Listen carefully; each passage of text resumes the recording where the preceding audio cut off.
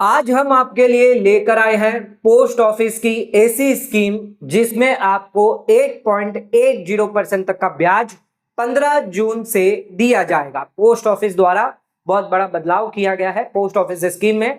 इस स्कीम में निवेश करने पर आपका जो पैसा है वो पूरी तरीके से सेफ है। जो भी सरकार है वो आपको यहाँ पर ब्याज तो देती है, साथ में मेच्योरिटी पर आपका प्रिंसिपल अमाउंट भी एज इट इज ही दिया जाता है। अगर आप बैंक में कहीं पर भी निवेश करते हैं, चाहे वो सेविंग अकाउंट हो, एफडी हो या कोई और स्कीम में निवेश करते हैं, तो वहां पर सिर्फ 5 लाख का इंश्योरेंस आपको आरबीआई की जो सब्सिडरी होती है DICGC की तरफ से 5 लाख का इंश्योरेंस एक बैंक में एक डिपॉजिटर को दिया जाता है। जबकि पोस्ट ऑफिस में अगर आप निवेश करते हैं, पूरे तरीके से आपका जो पैसा है वो सेफ होता है और इसी के साथ जो ब्याज है वो आपको 100% दिया जाता है। सरकार द्वारा, इंडियन पोस्ट द्वारा यहाँ पर स्कीम में बदलाव किया गया है। 15 जून से अब आपको 8.80% तक का ब्याज मिल सकता है। आइए जानते हैं आज के इस वीडियो में कौन सी स्कीम है जिसमें आपको इतना ब्याज मिल रहा है। यह स्कीम हर एक इंडिविजुअल के लिए रहने वाली है। ध्यान रखिएगा, एनआरआई लोग इसके अंदर निवेश नहीं कर सकते। अगर आप रेसिडेंट है, इंडिविजुअल है, तो इस केस में इस स्कीम में निवेश कर पाएंगे। एक अच्छी सी अमाउंट से आप अपना अच्छा खासा रिटर्न जो है वो कमा पाएंगे। आइए जानते हैं आज के इस वीडियो में कौन सी है पोस्ट ऑफिस की ऐसी स्कीम जो इतना ब्याज आपको दे रही है। आज का वीडियो बहुत इंपॉर्टेंट है, तो वीडियो को एंड तक जरूर देखें। चैनल पर नए हैं तो सब्सक्राइब करें और बेल आइकन पर नोटिफिकेशन पर क्लिक करें ताकि आपको आने वाले सभी नोटिफिकेशन रिगार्डिंग हमारे वीडियोस रेगुलरली मिलते रहे।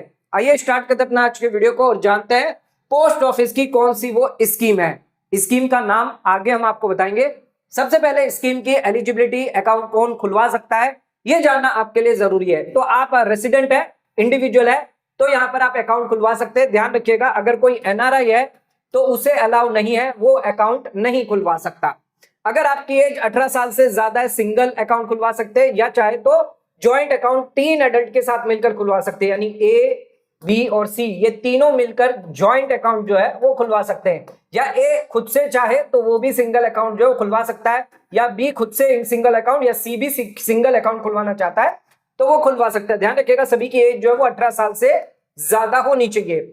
माइनर क्या यहाँ पर अकाउंट खुलवा सकता है? यस, माइनर भी अकाउंट खुलवा सकता है। माइनर जो है उसके जो गार्जियन है उसके नाम से अकाउंट खुलवाएगा। एंड माइनर की एज अगर 10 साल से ज्यादा है तो माइनर खुद के नाम से भी अकाउंट खुलवा सकता है। कितने नंबर भी अकाउंट आप खुलवा सकते हैं, कोई रिस्ट्रिक्शन नहीं है, लेकिन जो भी मैक्सिमम डिपॉजिट लिमिट होगी उससे ज्यादा पैसा आप इसमें जमा नहीं कर सकते।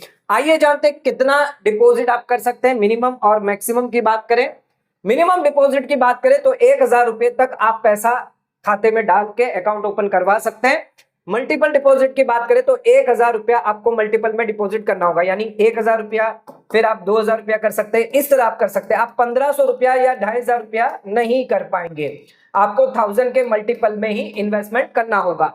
मैक्सिमम डिपॉजिट की बात करें तो सिंगल अकाउंट अगर है तो उस केस में 9 लाख रुपया आप उसमें डाल सकते हैं मैक्सिमम। ज्वाइंट अकाउंट है तो वहां पर 15 लाख। ज्वाइंट अकाउंट हमने आपको ऑलरेडी बताया था, 3 एडल्ट मिलकर ज्वाइंट अकाउंट खुलवा सकते हैं। 3 हो गए, 2 हो गए। सबसे पहले बात करते हैं, मान लीजिए आपने ज्वाइंट अकाउंट खुलवाया, यहाँ पर ए है, बी है और सी है, 3 पर्सन है जो यहाँ पर ज्वाइंट अकाउंट खुलवा रहे हैं, तो मैक्सिमम आपको 15 लाख रुपए से ज्यादा ज्वाइंट अकाउंट में इन्वेस्टमेंट नहीं करना है। यानी हर एक इंडिविजुअल यहाँ पर इक्वली इन्वेस्टमेंट करेगा 5-5 लाख रुपए।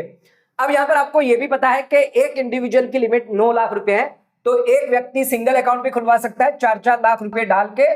तो यहाँ पर टोटल आपका 9 लाख से ज्यादा नहीं होगा, तो 9 लाख से ज्यादा नहीं होना चाहिए और ज्वाइंट अकाउंट में 15 लाख से ज्यादा नहीं होना चाहिए।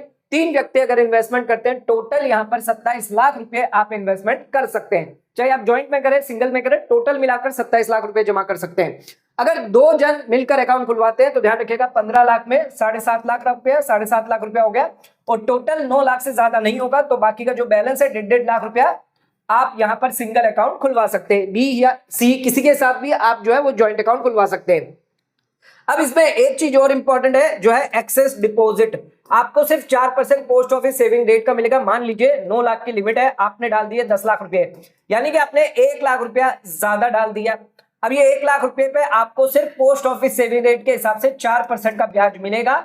जब से एक्सेस डिपॉजिट हुआ और जब तक आपको रिफंड नहीं किया गया उस पीरियड का ही आपको मिलेगा। मान लीजिए 6 महीने तक पड़ा है तो इस केस में 2000 रुपए का ही ब्याज इसमें आपको मिलेगा। यहाँ पर कोई भी आपको स्कीम का ब्याज नहीं दिया जाएगा। जो स्कीम का जो ब्याज है वो आपको नहीं मिलेगा, सिर्फ पोस्ट ऑफिस सेविंग रेट के हिसाब से ब्याज दिया जाएगा। अब बात करते हैं रेट ऑफ इंटरेस्ट और इंटरेस्ट कैसे पेबल किया जाता है। तो मंथली पैसा आपके खाते में यहां पर भेजा जाएगा, जो भी पोस्ट ऑफिस सेविंग अकाउंट है, ऑटो क्रेडिट या फिर बैंक के अंदर जो है वो ईसीएस के माध्यम से जाएगा। ध्यान रखिएगा 7.4% का रेट ऑफ इंटरेस्ट अभी फिलहाल चल रहा है। अच्छा, अगर आपने इंटरेस्ट क्लेम नहीं किया, मान लीजिए ये स्कीम के अंदर ही इंटरेस्ट पड़ा रहा, यानी पोस्ट ऑफिस ने स्कीम के अंदर जो वो इंटरेस्ट दे दिया, यहां पर मान लीजिए 5,000 दिया, ये आपने सेविंग अकाउंट में ट्रांसफर नहीं करवाया, पोस्ट ऑफिस के या बैंक में नहीं करवाया, तो इस केस में ये पैसा यहां पर अगर पड़ा है तो इस पर आपको कोई भी ब्याज एक्स्ट्रा नहीं मिलेगा। नो एडिशनल इंटरेस्ट, ना ही कोई कंपाउंडिंग का फायदा आपको मिलेगा। आप इसको पोस्ट ऑफिस सेविंग में ट्रांसफर करें, फिर वहां से चाहे तो कोई अन्य स्कीम में ट्रांसफर कर सकते हैं, या वहां पर भी आपको 4% का ब्याज तो मिल ही जाएगा। प्रीमेच्योर क्लोजर की अगर बात करें तो यहां पर 1 साल से पहले आप खाते को बंद नहीं कर सकते। मंथली ब्याज जो है वो आपका चलता रहेगा, उसमें कोई भी बाधा आपको नहीं आएगी। 1 साल से 3 साल के बीच में अगर आप अकाउंट को बंद करवा देते हैं तो 2% डिपॉजिट आपका डिडक्ट किया जाएगा। मान लीजिए 9 लाख रुपया आपने जमा किया था, तो 9 लाख पर 2% यानी 18,000 का नुकसान आपको होगा, बाकी का 8,82,000 आपको दिया जाएगा। अगर 3 से लेकर 5 साल के बीच में अगर आपने पैसा निकाला है तो 1% डिपॉजिट कटेगा, यानी कि 9,000 रुपया कट के बाकी का बैलेंस आपको दे दिया जाएगा। यहां पर इंटरेस्ट लॉस आपका बिल्कुल भी नहीं होगा, पूरा का पूरा ब्याज आपको हर महीने दिया जाएगा। जब तक आपका अकाउंट चालू है तब तक पूरा ब्याज आपको हर महीने मिलेगा। मैच्योरिटी की बात करें तो 5 साल की मैच्योरिटी होती है, और यहां पर आप अकाउंट को 5 साल के लिए फर्दर एक्सटेंड नहीं कर पाएंगे, यानी 5 साल के बाद अकाउंट को बंद करिए, फिर आप चाहे तो वापस नया अकाउंट खुलवा सकते हैं। अगर मैच्योरिटी से पहले किसी अकाउंट होल्डर की डेथ हो जाती है तो उस केस में खाते को तुरंत बंद कर दिया जाएगा, पैसा जो भी डाला है, डिपॉजिट किया है, तुरंत रिफंड होगा, और ब्याज जो है प्रीवियस मंथ तक जब तक पे किया हुआ है तब तक का पूरा ब्याज आपको दे दिया जाएगा। इसके अलावा अगर मैच्योरिटी आ गई, यानी 5 साल कंप्लीट आपके हो गए, लेकिन फिर भी आपने अकाउंट को क्लोज नहीं करवाया, 5 साल 3 महीना हो गया, 6 महीना हो गया, आपने खाते को बंद ही नहीं करवाया, तो इस केस में आपको सिर्फ पोस्ट ऑफिस सेविंग रेट के हिसाब से ब्याज दिया जाएगा। यानी ये 6 महीने के लिए आपको 4% का ब्याज मिलेगा, ना कि स्कीम का कोई ब्याज आपको नहीं दिया जाएगा। 7.4% नहीं मिलेगा, सिर्फ 4% दिया जाएगा। अब इसके लिए फॉर्म्स क्या क्या है तो ध्यान रखिएगा। अकाउंट ओपन करवाना है तो फॉर्म नंबर 1 है, प्रीमेच्योर क्लोजर अकाउंट करवाना है तो फॉर्म 2 है, और अकाउंट को परमानेंट मैच्योरिटी के बाद क्लोज करवाना है तो फॉर्म नंबर 3 रहेगा। डॉक्यूमेंट की बात कर लेते हैं तो पासपोर्ट फोटो, चेक और डीडी अगर आप इनिशियल डिपॉजिट करते हैं, पैन कार्ड, आधार कार्ड देना मैंडेटरी है, मोबाइल नंबर दीजिएगा, ईमेल आईडी जरूर दीजिएगा। अच्छा, डेट ऑफ बर्थ के लिए बर्थ सर्टिफिकेट हो गया, प्रूफ कोई भी प्रूफ आप दे सकते हैं। आईडी और एड्रेस प्रूफ के लिए passport, driving licence, voter ID card, ये भी आप दे सकते हैं। अब आ जाते हैं, बात करते हैं क्या है वो स्कीम। तो इस स्कीम का नाम है MIS स्कीम। ध्यान रखिएगा, मंथली इनकम स्कीम है, पोस्ट ऑफिस द्वारा जारी करी गई है। स्कीम में किस तरह से आप 8.80% कमा सकते हैं ये आपको हम समझाएंगे। ज्वाइंट अकाउंट आपने खुलवाया, मान लीजिए 15 लाख का, रेट ऑफ इंटरेस्ट क्या चल रही है 7.40। 5 साल के लिए आपने खाते में पैसा डाला, 5 साल का ब्याज कितना आपको मिला 5,55,000 रुपए। ईयरली अगर इंटरेस्ट की मैं बात करूं तो 1,11,000 रुपए, और मंथली इंटरेस्ट की मैं बात करूं तो 9,250 रुपए का हर महीने का ब्याज आपको मिलता है। अगर आप 9 लाख रुपए डालेंगे तो 5,550 रुपए आपको मिलेंगे। ये 9,250 रुपए मैं इन्वेस्टमेंट कर देता हूं RD में 6.70% पे 5 साल के लिए। टोटल मंथली यहां पर हम 9,250 RD में डालते रहेंगे। टोटल डिपॉजिट मैंने कितना किया, क्योंकि 5,55,000 टोटल ब्याज मुझे MIS से मिलेगा, वही ब्याज मैंने जाकर RD में निवेश कर दिया, यानी टोटल इंटरेस्ट RD से मुझे कितना मिल गया 1,05,000 रुपए। MIS से कितना मिला था पूरे साल में 1,11,000 रुपए, और यहाँ पर RD से कितना मिलेगा 5 साल में 1,05,000, और ईयरली इंटरेस्ट मेरा हो गया 21,000 रुपए। तो ये 1,11,000 रुपए प्लस 21,000 रुपए जो ईयरली इंटरेस्ट होगा, यानी टोटल MIS और RD का 1 साल का ब्याज आपका होगा 1,32,000 रुपए। 15 लाख मैंने इन्वेस्टमेंट किए, इफेक्टिव रेट में अगर निकालूं तो 8.80% का ब्याज निकल कर आता है। ध्यान रखिएगा, यहां पर आपको दोनों स्कीम में निवेश करना होगा। MIS में पहले निवेश करना है, इसका जो ब्याज होगा ये आपको RD में री इन्वेस्टमेंट करना है, जिसकी वजह से आपको यहां पर 21,000 रुपया सालाना एक्स्ट्रा ब्याज मिलेगा। 1,11,000 MIS से आपको मिल रहा है सालाना के तौर पे, और यहाँ पर RD पर भी 21,000 रुपया सालाना के तौर पर एक्स्ट्रा ब्याज मिल जाएगा। टोटल 1,32,000 का ब्याज होगा, 15 लाख इन्वेस्टमेंट है, तो रेट ऑफ इंटरेस्ट आपकी 8.80% निकल कर आएगी। अच्छा, अब बात करते हैं अगर कोई एक व्यक्ति इन्वेस्टमेंट करता है तो कितना टोटल इंटरेस्ट मिलेगा। 9 लाख रुपया, 18 लाख रुपया 2% है, और 3% अगर करते हैं 27 लाख रुपए, तो क्या ब्याज दरें आपको मिलेगी, कितना ब्याज आपको मिलेगा।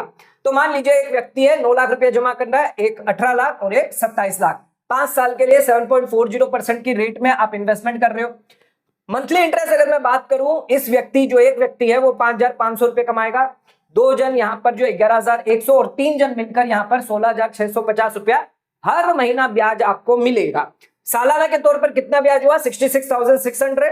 2 व्यक्ति है तो 1,33,200 और 3 व्यक्ति होंगे तो 1,99,800।